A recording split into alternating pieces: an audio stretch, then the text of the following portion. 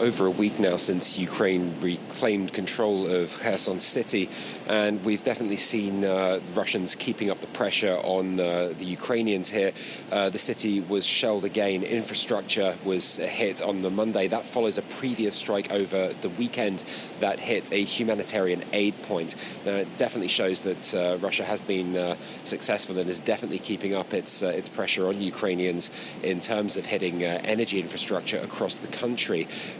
We've seen that without heat in the city of Kherson itself, there's no heat, there's no electricity, and there is no water. Now, that's led to a massive effort to get humanitarian aid into the people who are still there. Trains have been running, though they are only carrying humanitarian aid for the time being. They had been delayed in terms of being able to get them running because of the sheer number of mines that have still been left over. That effort to clear those mines and explosives is still continuing.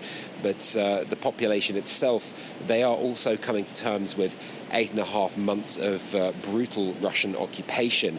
Investigations are continuing in the city into allegations of war crimes. Monday, authorities declared that they had found 4 more torture chambers that had been used, set up in civilian buildings, all feeding into this situation of absolute cruelty and brutality under the occupation itself. We visited a village not too far from the city of Kherson in Snegorivka district. It's called the Centralnaya village, and we were told by residents there that the Russians had had a presence from day one. People had been trying to evacuate during the early stages of the war. Those evacuations the Russians put a stop to very quickly. There was a prison nearby that was turned into another detention center, and we heard these stories again of people being arbitrarily arrested, taken in, detained, and later on removed from the area, sent back to Kherson city. It really just goes to show just to what extent the occupation has spread throughout the area,